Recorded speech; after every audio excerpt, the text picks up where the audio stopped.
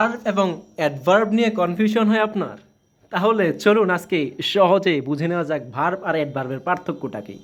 Verb হচ্ছে কাজ করা বোঝাবে। ভার্ব কাজ করা বোঝাবে, যেমন রান অর্থ দৌড়ানো, তার মানে দৌড়ানো আমার একটা কাজ করা বোঝালো। এরপর হচ্ছে ইট, ইট অর্থ খাওয়া, ইট আমার খাওয়ার যে কাজটা ওইটা বোঝালো। এখন অ্যাডভার্ব আসলে কি তাহলে? তাইলে আমরা দেখুন, আমি বলছি এদিকে অ্যাডভার্ব মানে হচ্ছে অ্যাডজেক্টিভ, ভার্ব এবং অন্য অ্যাডভার্বের উপর প্রভাব খাটায়। তার মানে অ্যাডভার্বের কাজ হলো অন্য ভার্ব অথবা অ্যাডজেক্টিভ অথবা অন্য কোনো অ্যাডভার্বের উপর তার নিজের প্রভাব খাটানো, বা অন্য কোনো অ্যাডভার্ব অ্যাডজেক্টিভ বা ভার্বকে মডিফাই করা। তাহলে যদি আমি এদিকে রান লিখি তাহলে এটা তো ভার্ব। এখন রানের সাথে যদি ফাস্ট লিখি, রান ফাস্ট, রান ফাস্ট মানে কি? দ্রুত দৌড়ানো, দ্রুত দৌড়ানো। তার মানে আমি যদি শুধু রান লিখতাম তাহলে তো শুধু দৌড়ানো, তাহলে দৌড়ানো। এখন এই দৌড়ানোটাকে আমাকে তাড়াতাড়ি করছে বা দ্রুত করছে কে? এই ফাস্টে। তার মানে এই রানের উপরে এই ফাস্ট একটা প্রভাব খাটাইছে, এই জন্য এই ফাস্ট হচ্ছে একটা অ্যাডভার্ব। এটা হচ্ছে একটা অ্যাডভার্ব। এরপরে মনে করেন আমি বললাম ইউ আর নাইস, আচ্ছা তাইলে নাইস লিখলাম, নাইস অর্থ হচ্ছে সুন্দর। আমি বললাম ভেরি নাইস, কি নাইস? Very nice. তাহলে ভেরি নাইস, এখন আমার এটা হচ্ছে সাধারণ একটা সুন্দর, এখন আমি ভেরি নাইস বলার কারণে এটার অর্থ হচ্ছে অনেক সুন্দর। তার মানে আমার এই সৌন্দর্যটাকে বৃদ্ধি করলো কে? ভেরিয়ে। তার মানে এই ভেরি এই অ্যাডজেক্টিভের উপরে একটা প্রভাব খাটাইছে না? এই অ্যাডজেক্টিভের উপরে একটা প্রভাব খাটাইছে, এই জন্য এটা হচ্ছে একটা অ্যাডভার্ব। এরপর আমি বললাম walk slowly, walk, walk slowly, walk slowly. তাহলে এই যে ওয়াক অর্থ কি? হাঁটা। এখন আমার হাঁটাটাকে স্লো করে দিছে কে?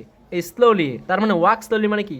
আস্তে হাঁটো। তার মানে আমার এই হাঁটাটার আস্তে করে দিছে, প্রভাব খাটাইছে কে? এই স্লোলি। এই জন্য স্লোলি হচ্ছে একটা অ্যাডভার্ব। এখন আমি যদি এই অ্যাডভার্বের অন্য কোনো অ্যাডভার্বের উপর যে প্রভাব খাটাই বললাম, তাহলে এটা কীভাবে খাটায়? এখন আমি যদি আবার বলি walk, walk very slowly, very slowly.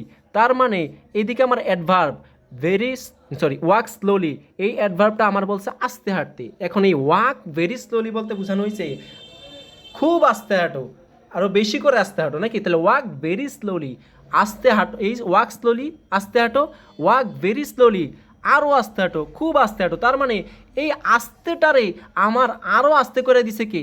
এ ভেরিয়ে। তার মানে এই ভেরিটা এই অ্যাডভার্বের উপর আরেকটা প্রভাব খাটাইছে, অন্য একটা অ্যাডভার্বের উপরে ভেরি কী করছে? প্রভাব খাটাইছে। এই স্লোলি আমার কি করছে? ওই ভার্বের উপর আমার প্রভাব খাটাইছে। তার মানে আমরা কি বলতে পারি? অ্যাডভার্ব হচ্ছে অ্যাডজেক্টিভ, ভার্ব এবং অন্য অ্যাডভার্বের উপর নিজের প্রভাব খাটায়।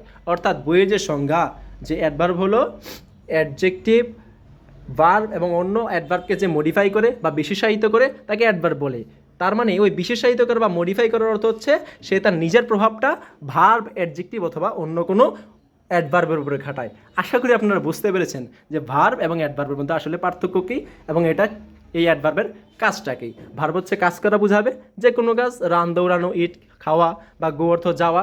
আর ওই ভার্বের উপরে একটা প্রভাব বিস্তার করে এই অ্যাডভার্বে আমরা কী করবে?